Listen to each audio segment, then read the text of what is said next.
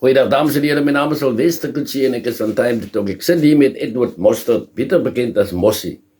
Nou, soos almal weet, is dit die week van nie-rassigheid, of in die Engelse bewoording, Anti-Racism Week. Nou, Edward Mostert ken ek ook al lang, en met sy toestemming sal ek om Mossie sê, Mossie, jy is bewus van hierdie gebeure, nie net in ons land nie, maar wêreldwyd, waar racisme 'n groot rol speel. Wat kan jy sê, man? Wat is jou verstaan van die term anti-racism of nie-rassigheid in alle fasette? Goeiedag allemaal. Baie dankie vir die geleentheid, meneer Kutsie Basikat, soos ons hom allemaal ook ken. Ja, as ons praat van die rassigheid, dan die primêr vir my is dit dat geen ras is verhewe of superieur bo 'n ander ras nie. Jy kan praat van etnisiteit ook as jy praat van rasisme, cultural superiority, maar wat vir my primêr is dat geen ras is verhewe bo 'n ander ras nie, en dan wat ook gepaard daarmee gaan, is ook die beginsel van gelykheid, equality. En ek dink dit word goed vasgevat in die handves van regte in die Suid-Afrikaanse grondwet. Die beginsel van gelykheid en dan die beginsel van nie-rassigheid. Ja, so ek dink dit word in elk geval vasgevat in die preambel of die voorrede van die grondwet.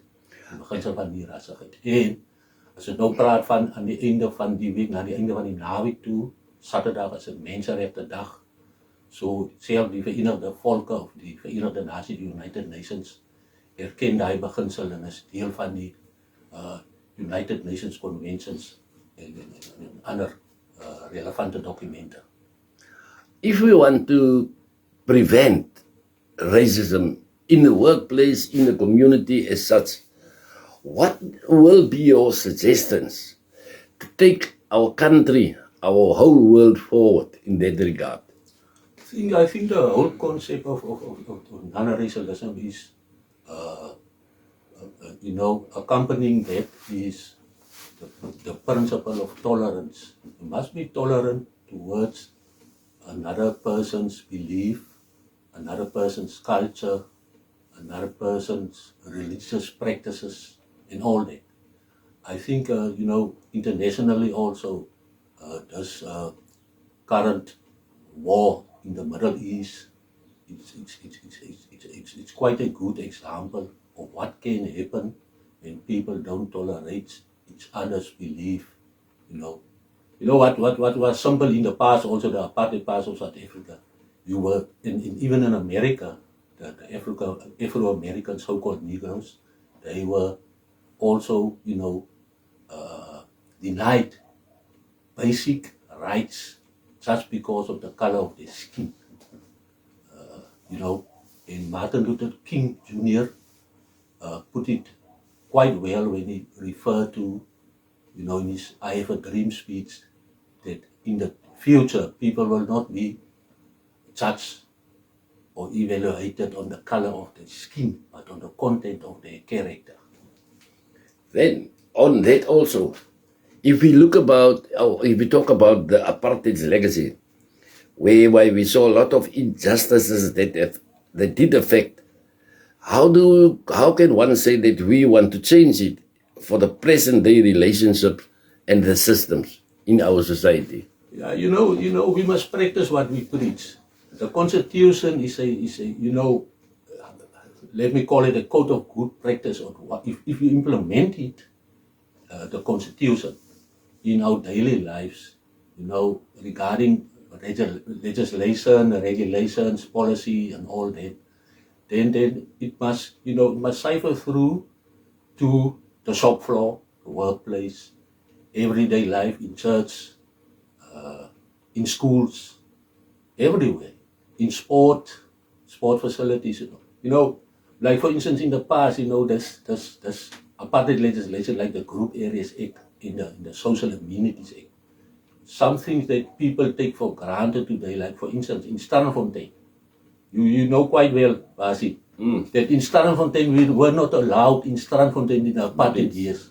They used to take it for granted, but because of the color of our skin, we were not allowed at Strandfontein in the apartheid years.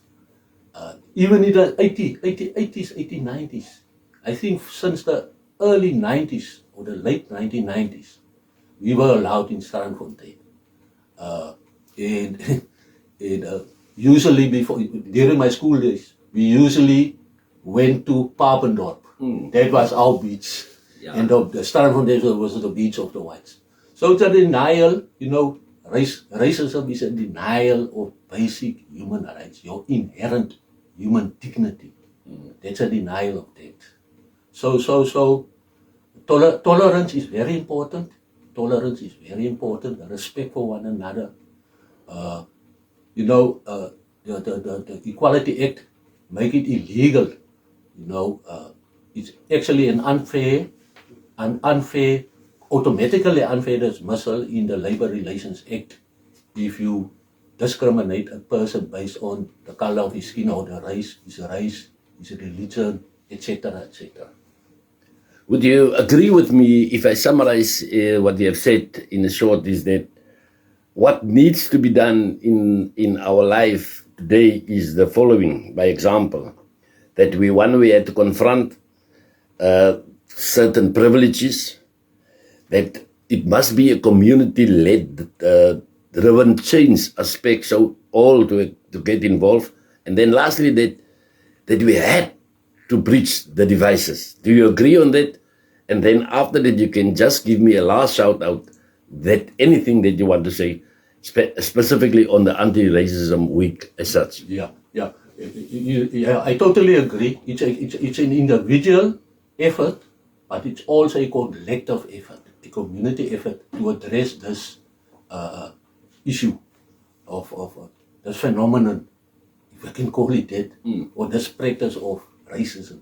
You see, but what I can recommend in our daily lives, it starts on local level, and if you go to the municipality, the local councils, there's certain legislation that in a structural manner can address this issue of non-racialism. If you look at I think the contrary about a week or two ago, Yes.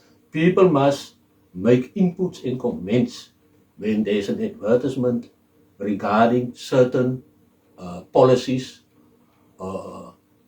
like for instance a spatial development plan Yes. of the municipality. Yes. Apart from the budget and, Yeah. the IDP, but the spatial development Spatial plan development. address this issue Yes. of structural, divides. Yes. We still got that issue where our people are, non-white people are staying far from work. They Yes. have to take taxis to their workplace, while the white people are staying in town next door to ShopRite or the mall.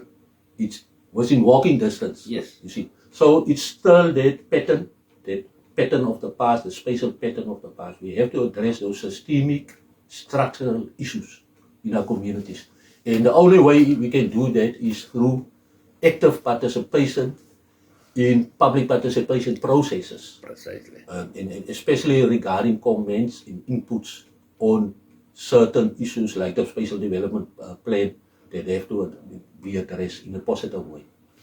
Mr. Mostert, I want to thank you, and I think that viewers, you must also regard this as very, very, very important information, and let's spread the word, and I thank you again. Thank you, Mr. Mostert. Thank you, Mr. Kutsi.